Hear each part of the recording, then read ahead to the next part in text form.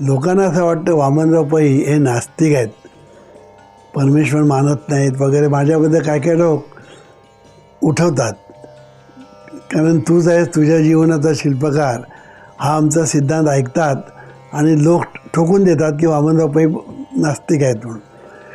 पण वामनराव पै पक्के आस्तिक आहेत, हे मी नेहमी सांगत आलेलो आहे. बाकीचे सगळे कच्चे आस्तिक आणि आम्ही पक्के आस्तिक असं मी मागल्या खेपेला सांगितलं होतं. कच्चे आस्तिक म्हणजे काय, जे परमेश्वर मानतात ते कच्चे आस्तिक, आणि जे परमेश्वर अनुभवतात ते पक्के आस्तिक. सांगायचा मुद्दा असा की परमेश्वर हा विषय माझ्या आवडीचा विषय आहे आणि या परमेश्वर विषयावर आपण कितीही बोललं तरी कमी, इतकं मला तो विषय आवडतो. हा परमेश्वर ज्याला असं आपण म्हणतो, तो परमेश्वर आपल्या जीवनामध्ये सर्वस्व आहे. सर्वस्व आहे हा शब्द लक्षात ठेवायचा की तो नाही ना तर आपलं जीवनच नाही, त्याला सर्वस्व म्हणतात. कळलं की नाही?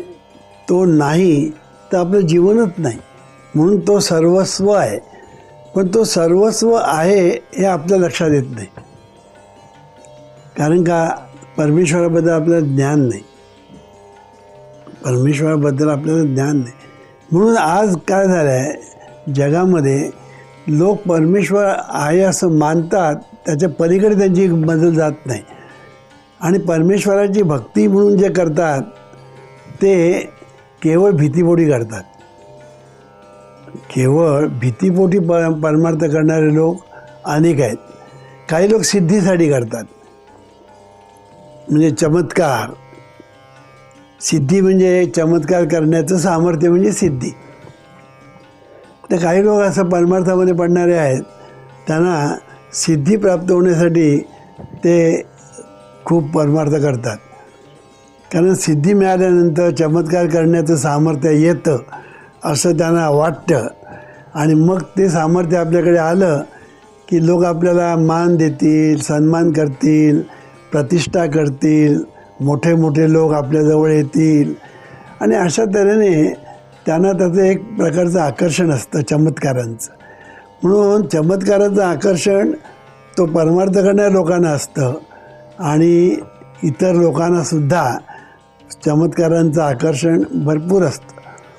आणि म्हणून एखादा मनुष्य चमत्कार करतो एवढं नुसतं कळलं पुरे की झुंडीच्या झुंडी लोक त्याच्या पाठीमागे धावतील किंवा धावतात, असं आपल्याला अनुभवायला येतं. पुष्कळसे चमत्कार, किंबहुना चमत्कार हे चमत्कारच नसतात, हा पहिला जीवनविद्येने मांडलेला सिद्धांत आहे. आणि ती वस्तुस्थिती आहे की चमत्कार हे चमत्कार नसतात. ते चमत्कार तोपर्यंत असतात जोपर्यंत आपल्याला त्याचं कारण कळत नाही तोपर्यंत. म्हणून सायन्सचा सिद्धांत आहे cause and effect, law of cause and effect. जिथे परिणाम आहे तिथे कारण हे असतंच, हा सिद्धांत जो आहे. तसंच चमत्कार आपण ज्याला म्हणतो ना, तो चमत्कार कुठपर्यंत, त्याच्या पाठीमागचं आपल्याला कारण कळत नाही तोपर्यंत. एकदा कारण कळलं की तो चमत्कार असत नाही. आमच्याकडे बरेच चमत्कार करणारे जादूगार आलेले आहेत, कळलं की नाही, जादूगार. तर त्या जादूगारांचे आपण जेव्हा चमत्कार पाहतो त्यावेळेला आपण चकित होतो, आणि आपल्याला किती वाटतं अरे हा मनुष्य काय बडा आहे असं वाटायला लागतं. पण त्याने चमत्कार केले ते कसे हातचलाखीचे होते तो जेव्हा दाखवतो तेव्हा आपल्याला कळतं की अरे हे सगळे आपल्याला हातचलाखीचे सगळे आहेत, आपण फसलो कसे, ह्याचं आपल्याला मग नंतर आश्चर्य वाटतं. हे असंच आहे. पण सांगायचा मुद्दा असा आहे, चमत्कार जे आहेत त्यासाठी म्हणजे सिद्धीसाठी परमार्थ करणारे लोक अनेक आहेत. ह्याच्या उलट भीतीपोटी परमार्थ करणारे जवळजवळ 99.90% लोक आहेत भीतीपोटी. की आपण जर देवाचं काही केलं नाही तर देवाचा कोप होईल, देवाचं व्यवस्थित केलं नाही तर देवाचा कोप होईल. आता गणपती आपण आणतो, कळलं की नाही. काही लोकांना कधी एकदा आपण त्याचं विसर्जन करतो अशी घाई झालेली असते, म्हणून 1.5 दिवसाचा गणपती करतात. अरे पूर्वी तू 10 दिवसाचा गणपती करत होता आणि आता तू 1.5 दिवसाचा का आणला? तर म्हणाले पूर्वी आमच्या वडिलांनी आणला होता 10 दिवसाचा, पण आम्हाला ते झेपत नाही हो ते 10 दिवसामध्ये. आणि काय कुठे काय बिघडलं गणपतीचं, तर गणपतीचा आणि कोप व्हायला नको, म्हणून आम्ही आपला तो 1.5 दिवस केला. गणपती आणायचा, दुसऱ्या दिवशी संध्याकाळची सुद्धा वाट बघत नाही. जेवण बिवण झालं, प्रसाद झाला की निघाले विसर्जन करायला. असं पुष्कळ ठिकाणी घडतं, हे मी पाहिलेलं आहे म्हणून सांगतो. मी कधीही कल्पनेतल्या गोष्टी सांगत नाही, काल्पनिक सांगत नाही. जे अनुभवलेलं आहे, पाहिलेलं आहे तेवढंच मी सांगतो. सांगायचा मुद्दा काय, भीतीपोटी. आता नवरात्र, कारण की नाही, आता नवरात्र उत्सव चालतो की नाही, आमचे एक नामधारक नवरात्र उत्सव करायचे, कारण की नाही, नामधारक नवरात्र उत्सव करायचे. तर जेव्हा ते आमच्या मंडळामध्ये आले, आमचा अनुग्रह घेतला वगैरे, तेव्हा त्यांची सगळी भीती गेली. नाहीतर ते सांगत होते मला की सद्गुरू, आम्ही जेव्हा नवरात्र उत्सव करत होतो तेव्हा आम्हाला 10 दिवस म्हणजे कसे पोटात गोळा असायचा आमच्या भीतीने. कारण देवीचं काय चुकलं विकलं तर देवीचा कोप, कळलं की नाही, हा देवीचा कोप होणार ही भीती आम्हाला. ती समोर इथे ठेवायची का तिथे ठेवायची, ते उद्बत्ती अशी लावायची का तशी लावायची, काय तर कोप नको व्हायला. मग आता म्हणा सगळी भीती गेली. आता ते नवरात्र उत्सव आम्ही आनंदाने करतो, कळलं की नाही. आता आम्ही नवरात्र उत्सव करतो, पण आम्हाला भीती नाही, आम्ही आनंदाने करतो, कळलं की नाही. तसे गणपती उत्सव पूर्वी भीतीने करत होते ना, पण मंडळातले लोक जे आहेत ना आता आनंदाने करतात, कारण त्याची भीतीच गेली. म्हणून जीवनविद्या परमेश्वरावर प्रीती करायला शिकवतो, भीती नाही, कारण की नाही. भीती नावाची गोष्टच नाही परमेश्वराच्या बाबतीत. प्रीती. आईची भीती कोणाला वाटते? लेकराला जे धपाटा मारला ना तरी आईची भीती वाटत नाही, पुन्हा आईला 2 मिठी मारतो. अरे तुला धपाटा मारला ना करील आणि आईलाच 2 चिकटेल, कळलं की नाही. तसं परमेश्वराचं आहे. तसं परमेश्वर हे आपल्या जीवनाचं सर्वस्व आहे, म्हणून भीतीपोटी करू नये. म्हणून मला एक गोष्ट आठवते की काही वर्षापूर्वी साहित्य संमेलन झालं होतं आणि ते राजा छत्रपती शिवाजी विद्यालय दादर त्या ठिकाणी ते संमेलन होतं. आणि मला त्या ठिकाणी वक्ता म्हणून बोलवलं होतं. त्यांच्या दृष्टीने मी पण साहित्यिक, कारण मी साहित्य म्हणजे पुस्तकं लिहिलेली होती आणि माझी प्रवचनं त्यावेळेच्या संचालकाने ऐकली होती साहित्य संघात, म्हणून त्यांनी माझं प्रवचन ठेवलं, माझं हे ठेवलं होतं भाषण. म्हणजे 4-5-6 वक्ते होते, त्यापैकी मी एक वक्ता होतो. तो विषय आम्हाला दिलेला होता सर्वांना एकच, तो म्हणजे सध्या चाललेला धार्मिक स्फोट, कळलं की नाही. म्हणजे काय की आज लोक मोठ्या संख्येने धार्मिक बनत आहेत, असा तो विषय होता. त्या ह्याच्यामध्ये मी विषय मांडला होता की लोक धार्मिक होत आहेत हे मला खरं वाटत नाही, कळलं की नाही.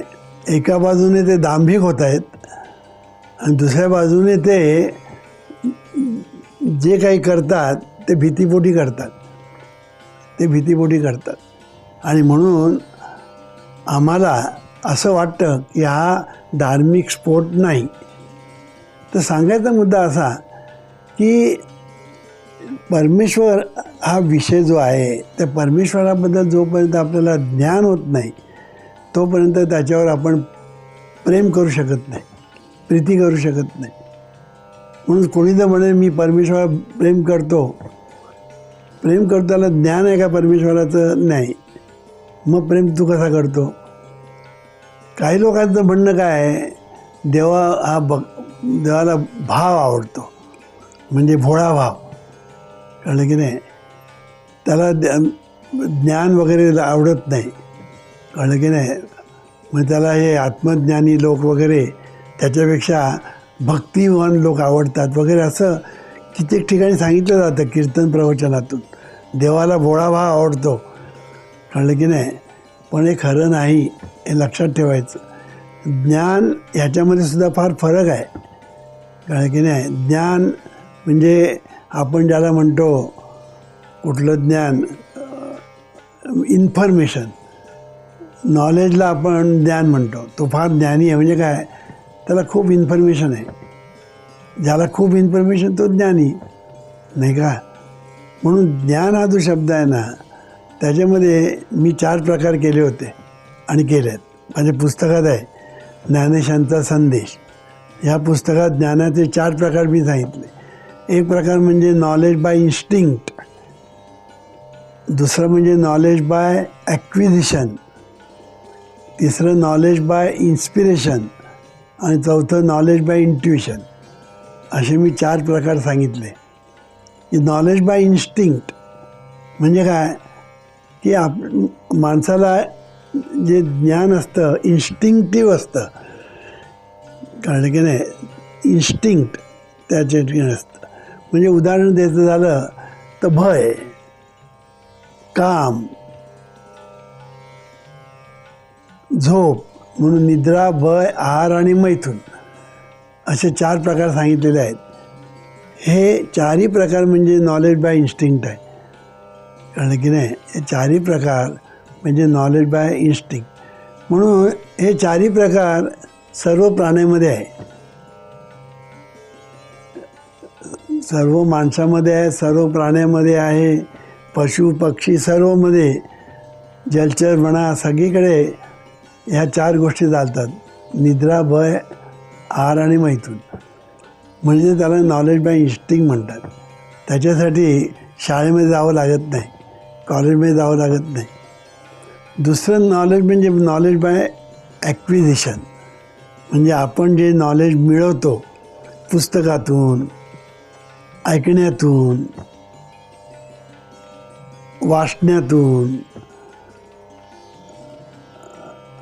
व्यवहारातून, अनुभवातून, असे आपण जे ज्ञान मिळवतो ते ज्ञान म्हणजे नॉलेज बाय ॲक्विजिशन. तिसरं नॉलेज बाय इन्स्पिरेशन. काही ना इन्स्पिरेशन असते, कळलं की नाही. ही इन्स्पिरेशन ही बहुतेक देणगीच असते, कळलं की नाही. ते नॉलेज बाय इन्स्पिरेशन त्याला म्हणतात. की मोठमोठी काव्य, कळलं की नाही, तो इन्स्पिरेशनचा भाग असतो. शोध लागतात, मोठमोठे शोध, ते इन्स्पिरेशनचे भाग असतात, कळलं की नाही. म्हणून इन्स्पिरेशन म्हणजे नॉलेज बाय इन्स्पिरेशन हा एक म्हणजे मगाच्या 2पेक्षा हे श्रेष्ठ. आणि चौथं म्हणजे नॉलेज बाय इंट्युशन. हे नॉलेज बाय इंट्युशन म्हणजे हा इंट्युशनचा एक प्रकार आहे, कळलं की नाही. हा एक हे ज्ञानच अद्भुत असतं, कळलं की. हे ज्ञानच अद्भुत असतं. आता ज्ञानेश्वर महाराज हे त्याचं जिवंत उदाहरण. की ज्ञानेश्वर महाराज यांनी 16व्या वर्षी ज्ञानेश्वरी सांगितली, लिहिली पण नाही, सांगितली. अहो त्यातली एक ओवी जी आहे ना ती तुम्ही बघा, एक एक ओवी जर तुम्ही वाचलीत ना त्याच्यामध्ये केवढा अर्थ भरलेला आहे, केवढं ज्ञान भरलेलं आहे. आणि त्यांनी ते 16व्या वर्षी सांगितलं. आता हे कुठून आलं, हा इंट्युशनचा प्रकार आहे, कळलं की नाही.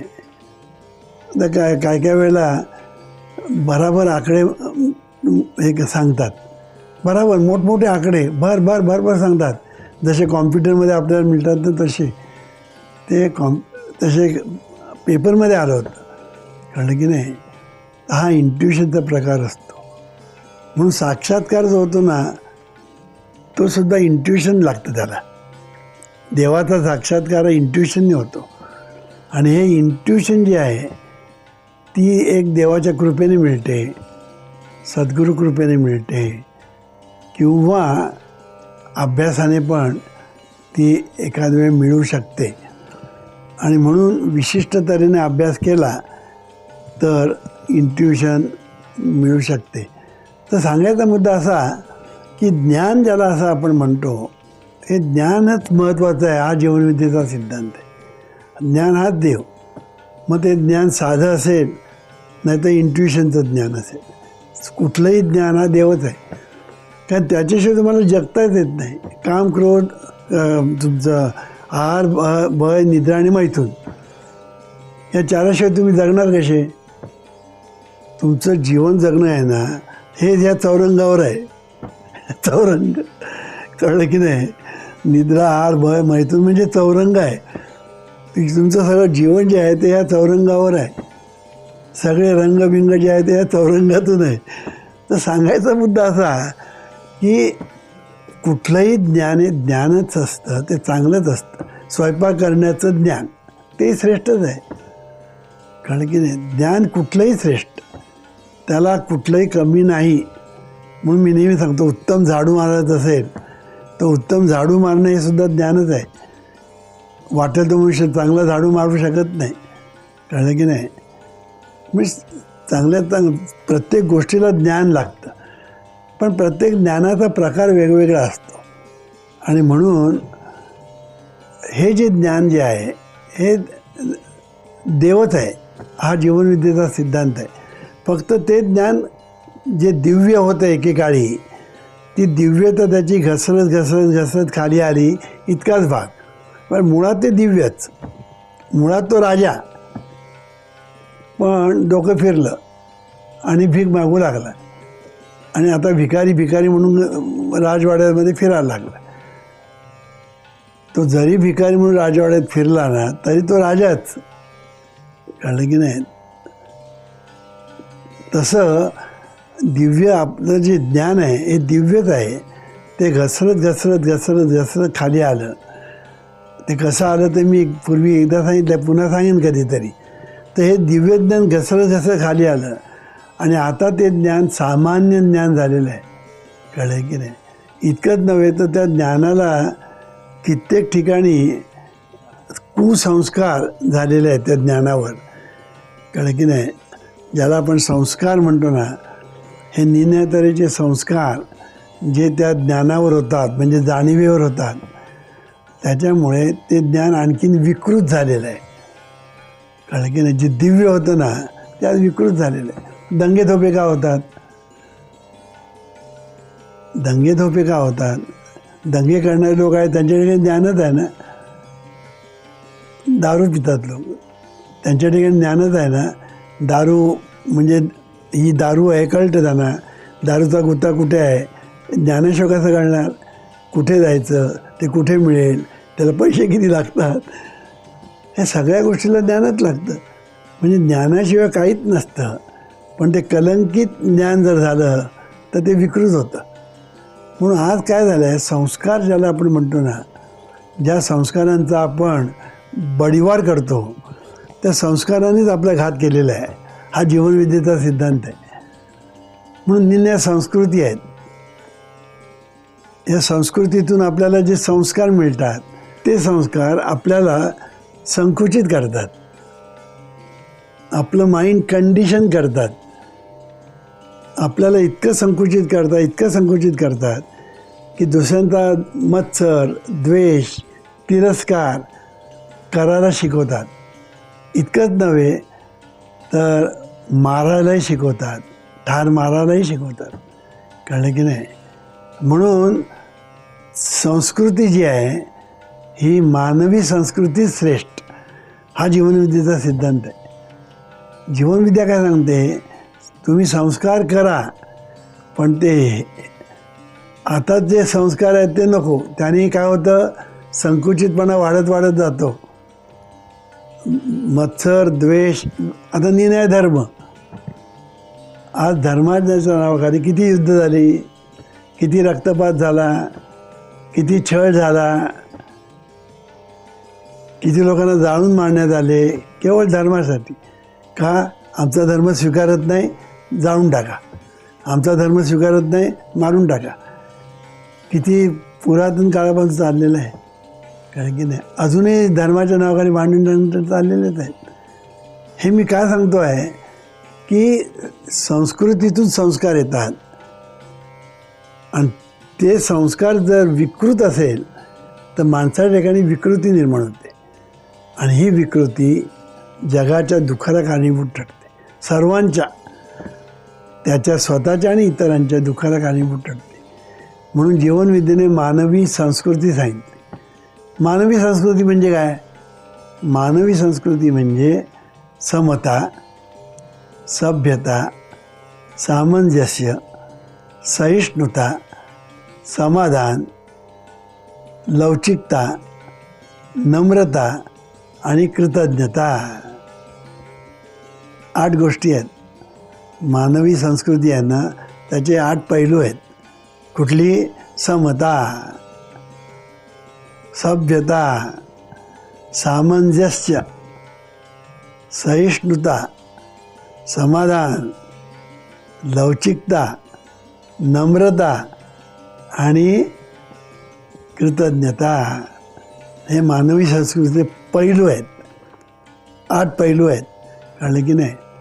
ह्याच्यातला कुठलाही पैलू जो आहे ना, तो महत्त्वाचा आहे. कुठलाही पैलू.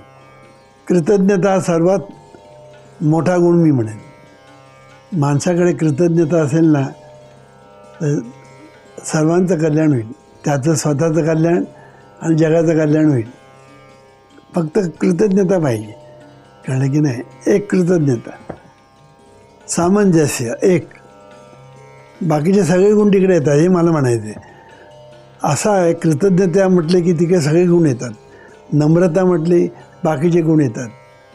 सामंजस्य म्हटलं तिकडे सगळे गुण येतात. सहिष्णुता म्हटली तिकडे गुण येतात. समता म्हटली तिकडे येतात. सभ्यता म्हटली की तिकडे येतात. काय गमत आहे पहा. म्हणून ह्याच्यापैकी कुठलाही एक घ्या. एकत्रित ओवी अनुभवावी म्हटलं ना.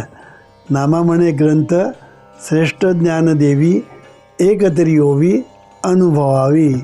तसं ही जी मानवी संस्कृतीचे 8 पैलू आहेत, त्यातला एक कुठला तरी अनुभवाला घ्या. बाकीचे सगळे तुम्हाला येऊन चिकटतील. आता हे अनुभवाला घ्यायचं की न घ्यायचं कोणी ठरवायचं?